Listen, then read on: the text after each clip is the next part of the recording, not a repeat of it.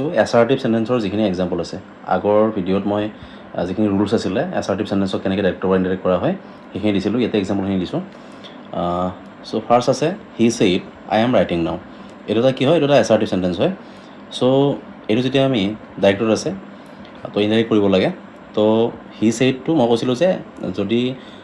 যিটো reporting close থাকে সেইটো কোনো চেঞ্জ নহয় তো ইয়াতে কি আছে হি ছেইডটো আমি চেম লিখিছোঁ নেক্সট যিটো কোটেশ্যন মাৰ্ক সেইটো উঠাবৰ কাৰণে আমি ইউজ কৰিব লাগিব ডেট অৰ্থাৎ ডেট ব্যৱহাৰ কৰি কিনে আমি যিটো কোটেশ্যন আছে অৰ্থাৎ উদ্ধকমাটো আমি উঠাব লাগিব তো ডেটটো ইউজ কৰিছোঁ নেক্সট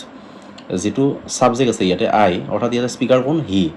তো হিটো যিহেতু আমি যেতিয়া আমি ছাবজেক্টটো চেঞ্জ কৰিম ৰিপৰ্টেড ক্ল'জত থকা যিটো ছাবজেক্ট আছে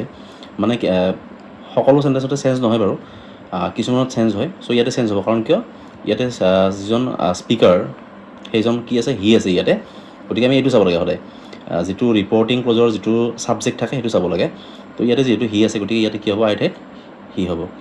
তো এম ৰাইটিং আছে এইটো তো এইটো কিহত আছে প্ৰেজেণ্ট কণ্টিনিউছত আছে যিহেতু ইয়াতে ছেইড আছে অৰ্থাৎ মই নিয়মত কৈছিলোঁ যদি ৰিপৰ্টিং ভাৰ্বটো চিম্পল পাষ্টত থাকে তেতিয়াহ'লে ৰিপৰ্টেড ভাৰ্বটো কাৰেছপণ্ডিং পাষ্ট টেন্স কৰিব লাগে এম ৰাইটিং আছে প্ৰেজেণ্ট কণ্টিনিউৱাছ চ' প্ৰেজেণ্ট কণ্টিনিউৱাছ থাকিলে কি হয় পাষ্ট কণ্টিনিউৱাছ হয় ৱাজ ৰাইটিং তো নাওটো কি হয় নাওটো দেন হয় যিখন চাৰ্ট দিছিলোঁ তাত আছে এইটো next he says I have done the work ইয়াতে হি ছেইজ আমি চেম লিখিছোঁ আৰু ডেট ব্যৱহাৰ কৰি আগৰ নিয়মত আমি কি কৰিছোঁ উদ্ধকমা উঠাই দিলোঁ নেক্সট হি যিহেতু এইটো আইটো কি হ'ব হি হ'ব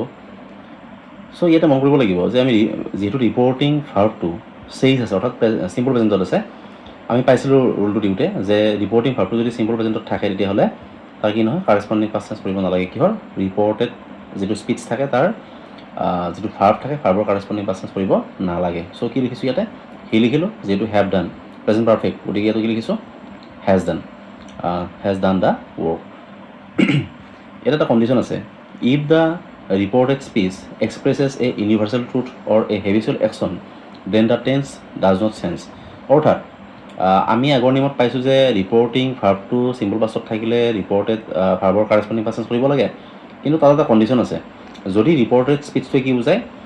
যদি ইউনিভাৰ্চেল ট্ৰুথ বুজায় for example the sun rises in the east or a habitual action অৰ্থাৎ যদি অব্যাহত কাৰ্য বুজায় যেনে কি হ'ব পাৰে she always goes to the church so' like the তেনেকুৱা যদি হয় তেতিয়াহ'লে কি হ'ব সেইটো মানে চেঞ্জ নহয় কাৰেছপণ্ডিং পাষ্ট টেন্স কৰিব নালাগে for example he said the sun rises in the east এইটো কি হয় ইয়াতে ছেইড আছে কিন্তু কি হয় এইটো কি বুজাই আছে the sun rises in the east এইটো কি বুজাই আছে ইউনিভাৰ্চেল ট্ৰুথ অৰ্থাৎ চিৰসত্য ঘটনা বা কথা বুজাই আছে আৰু সেইকাৰণে কি লিখিছোঁ আমি হি ছেইড লিখিলোঁ নেক্সট ডেট ব্যৱহাৰ কৰি আমি উদাহৰণ উঠালোঁ দ্য ছান লিখিলোঁ আমি ছেম ভাৱে লিখিছোঁ আমি ৰাইজেছ ইয়াৰ কোনো কাৰেছপণ্ডিং পাষ্ট টেন্স কৰিব নালাগে rises in the east next he said I go' for a walk every morning